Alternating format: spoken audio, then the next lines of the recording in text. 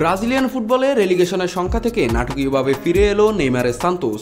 শেষ মুহূর্তের গোলে ঐতিহাসিক ক্লাবটি বাঁচালো নিজেদের মর্যাদা। রুদ্ধশ্বাস ও টানটান উত্তেজনার এক ম্যাচ ভিলা বেলমের স্টেডিয়ামে ঘরের মাঠে পালমেইরাসকে আতিথ্য দিতে নামে সান্তোস। বাঁচা মরার ম্যাচ, জয় ছাড়া আর কোনো বিকল্প ছিল না নেইমার জুনিয়রের দলের সামনে।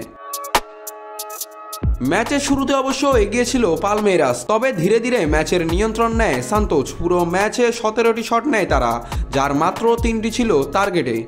নেইমার নিজে গোল করতে না পারলেও তৈরি করেন কয়েকটি দারুণ সুযোগ। প্রথমার্ধে নেইমারের জোরালো এক শট প্রতিপক্ষ ডিফেন্ডারের গায়ে লেগে দিক পাল্টে যায়। বিরতিতে যাওয়ার আগে লিড পেতে পারত সান্তোস, কিন্তু ব্যর্থতা ছিল শেষ মুহূর্তের ফিনিশিংয়ে।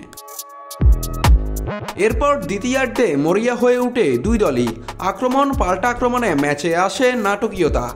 একদিকে পালমেইরাসের টাইট ডিফেন্স, অন্যদিকে নেইমারদের বাঁচার লড়াই। ম্যাচ যখন গোলশূন্য ড্রয়ের দিকে এগোচ্ছিল তখনই ঘটে চরম নাটক। যোগ করা সময়ের প্রথম মিনিট, রবিনো জুনিয়রের নিখুঁত পাস আর নিচু শটে বল পাঠিয়ে দেন বেঞ্জামিন রোলহেজার।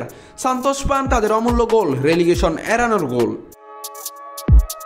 গোলের পর উন্মাদনা চারিদিকে। নেইমারও ছিলেন সেদিন পুরো 90 মিনিট মাঠে। গোল না পেলেও দলের প্রাণ ভোমরা হয়ে নেতৃত্ব দিয়েছেন তিনি।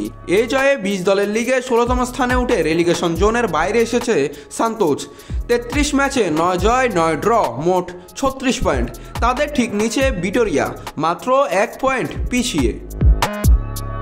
একটার পর একটা চোট, জাতীয় দলে ডাক না পাওয়া সান্তোসের সঙ্গে ভবিষ্যৎ নিয়ে অনিশ্চয়তা, বিতর্ক আর সমালোচনার মাঝেও এই জয়ে আপ্লুত নেইমার জুনিয়র। ক্লাবকে রেলিগেশন থেকে বাঁচানো তার জন্য মানসিক স্বস্তিও বটে। তবে লিগ এখনও শেষ হয়নি। বাঁচার লড়াই জিতলেও ঝুঁকি পুরোপুরি কাটেনি।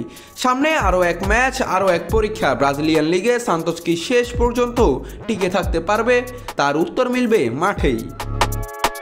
নাত রাহুল, নিউজ না স্পোর্টস।